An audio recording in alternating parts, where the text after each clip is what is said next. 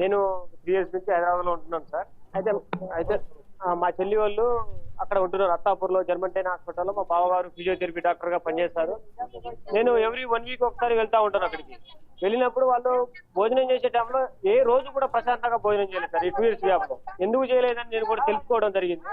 అయితే ఏం జరిగిందంటే అక్కడ జర్మంటైన్ అనే హాస్పిటల్లో నర్సుతో ఏదో లింక్ ఉన్నదని ఒక సమాచారం వచ్చింది సార్ నాకు కూడా. నేను కూడా ఇమీడియట్ గా హాస్పిటల్కి వెళ్ళాను. వెళ్ళిన తర్వాత ఏంటి బావ ఎవరు ఏంటి అని మామూలుగా అట్లా మందలించడం జరిగింది.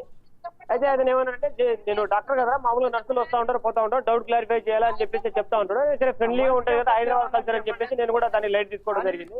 ఇంకా భార్య భర్తల ఇష్యూ ఫ్యామిలీ ఇష్యూస్ కాబట్టి సరే వీళ్ళు ఏదో అలా కలిసిమెలిసి ఉంటారు, మామూలుగా గొడవలు ఉంటాయి సహజంగా, మళ్ళీ కలిసిపోతారు భార్య భర్తలు కాబట్టి నేను కూడా దాన్ని ఏం పెద్దగా చెప్పలేకపోయాను సార్. కాకపోతే రీసెంట్ గా ఇప్పుడు ఏం జరిగిందంటే ఒక 15 days బ్యాక్, ఒక 10 days 15 days బ్యాక్ అతను బెంగళూరు పోయినట్టుగా సృష్టించింది సార్.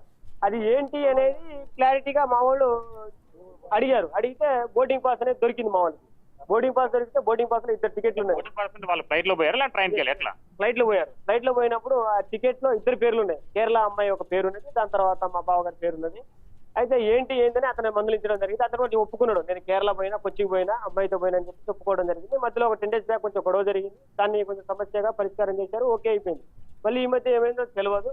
ఇక్కడికి వచ్చిన తర్వాత ఇప్పుడు కార్ అనేది యాక్సిడెంట్ గా చిత్రీకరించి రావాల్సి వచ్చిన హైదరాబాద్ నుంచి ఇక్కడికి ఎందుకు వచ్చారు? అలా వచ్చిన అసలు మీ బావ హైదరాబాద్ చేసే పని ఏంటి? హైదరాబాద్ లో ఫిజియోథెరపీ డాక్టర్ గా జర్మంటైన్ హాస్పిటల్లో చేస్తారు సార్.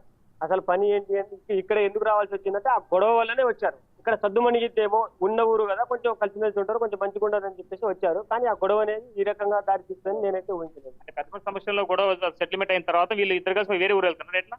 పెద్దమైన సమస్యలు ఏం కాలేదు సార్. ఫ్యామిలీ పరంగా మా బాబాయ్ వాళ్ళు మా వాళ్ళు వాళ్ళు ఏ ఊరు నుంచి ఏ ఊరు వెళ్తుంటే ఈ ఘటన జరిగింది అనుకుంటుంది? అంటే మీ ఊరు నుంచి మీ వాళ్ళ తల్లి వాళ్ళ భోజన నుంచి వాళ్ళకి వెళ్తారు ఎట్లా? బాబు తన నుంచి పోతున్నారు, ఖమ్మం నుంచి వస్తారు, మాకు తెలియదు, మాకు ఫోన్ చేయలేదు. మీకు అసలు ఏం తెలియదు.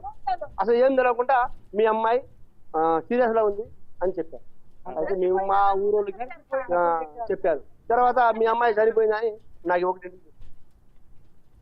అంటే మరి ఇప్పుడు అంటే మీరు పెద్ద మనుషుల సమక్షంలో మాట్లాడుకున్న తర్వాత మరి ఇప్పుడు వీళ్ళు మాట్లాడుకుంది ఎక్కడ? పెద్ద మనుషుల సమక్షంలో మాట్లాడలేదు సార్, ఫ్యామిలీ వాళ్ళే మాట్లాడుకున్నారు. మా వాళ్ళు ఇన్నర్ గా జరిగింది, క్లియర్ అయిపోయింది. కానీ ఆ తల్లి మా చెల్లిని 2 పాపల్ని ఖచ్చితంగా చంపేసి ఈ కార్ యాక్సిడెంట్ గా చిత్రీకరించడం, అతనికి కఠినమైన శిక్ష పడాలని పోలీసులు కూడా చొరవ తీసుకొని ఖచ్చితంగా అతన్ని శిక్షించాలని కోరుకుంటాం. ప్రభుత్వాన్ని కూడా ఒకటే విజ్ఞప్తి చేస్తాను, ఆడపిల్ల ఎవరికైనా ఆడపిల్లే, దేశంలో కానీ ప్రపంచంలో కానీ మన రాష్ట్రంలో కానీ ఖచ్చితంగా సీఎం గారు స్పందించి ఇమీడియట్ గా దీని మీద యాక్షన్ విధించే డీజీపీ గారిని చెప్పవలసిందిగా కోరుతాం. సంబంధించింది లాస్ట్ కి చివరికి మంత్రి గారు కూడా స్పందించిన దాఖలాలు ఉన్నాయి. దీనికి సంబంధించి త్వరగా దీని ఇష్యూని క్లియర్ చేయాలని చెప్పి అనడం కూడా జరిగిందని చెప్పి అన్నారు. పోలీసులు కూడా నిష్పక్షపాతంగా దీన్ని దర్యాప్తు చేయాలని చెప్పి చెప్తున్నారు.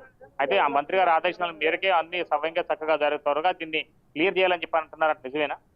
ఐఎస్ మాకు కూడా సమాచారం వచ్చింది సార్. ఈ మధ్య చెప్పారు, కొంచెం మీడియా వాళ్ళే చెప్పారు, మంత్రి గారు ఏదో స్పందించారని చెప్పేసి వచ్చింది, సిపి గారికి ఏదో కాల్ చేశారని చెప్పేసి వచ్చింది సార్ సమాచారం. సో పోలీసులు ఏమంటున్నారంటే ప్రజెంట్ గా పోస్ట్ మార్టం అయ్యేదాకా మేము ఎటువంటి చర్యలు తీసుకో, పోస్ట్ మార్టం అయిన తర్వాత మాకు ఎటువంటి సమాచారం వస్తే దాన్ని బట్టి ఫర్దర్ యాక్షన్ తీసుకుంటాం అని చెప్పి అంటున్నారు.